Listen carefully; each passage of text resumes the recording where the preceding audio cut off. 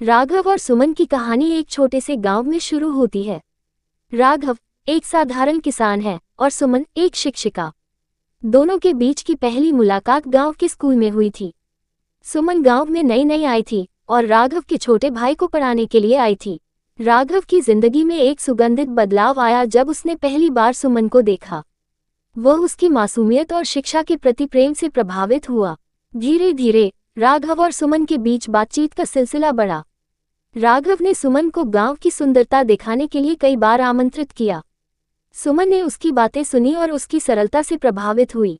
सुमन और राघव के बीच की दोस्ती जल्द ही प्यार में बदल गई। दोनों ने एक दूसरे के साथ समय बिताना शुरू किया और उनके रिश्ते की गहराई बढ़ने लगी।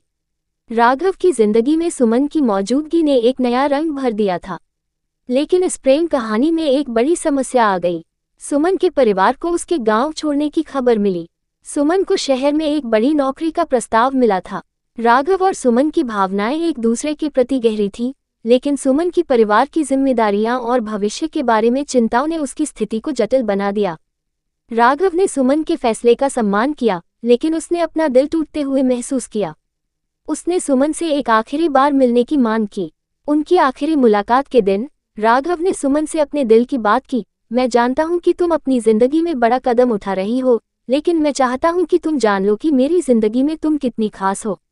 मैं हमेशा तुम्हारा इंतजार करूंगा अगर तुम कभी वापस आना चाहो। सुमन ने आंसू भरी आंखों से राघव को देखा और कहा, मैं कभी नहीं चाहती कि हम अलग हों, लेकिन मुझे अपने भविष्य की दिशा तय करनी है। तुम्हारे बिना भी मैं हमेशा तुम्हारी याद रखूंगी। सुमन शहर चली गई और राघव गांव में अपने पुराने जीवन में लौट आया। हालांकि उनके बीच की दूरी बढ़ गई, लेकिन उनकी यादें और उनके प्यार की गहराई ने उन्हें हमेशा एक दूसरे से जोड़े रखा। वक्त बीता और एक दिन सुमन ने गांव लौटने का फैसला किया। उसने देखा कि राघव की जिंदगी में एक कमी थी, लेकिन उसकी उम्मीदें और प्यार अब भी वही थे।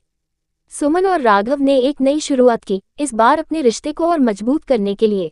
इस कहानी ने ये सिखाया कि सच्चा प्यार समय और दूरी से परे होता है।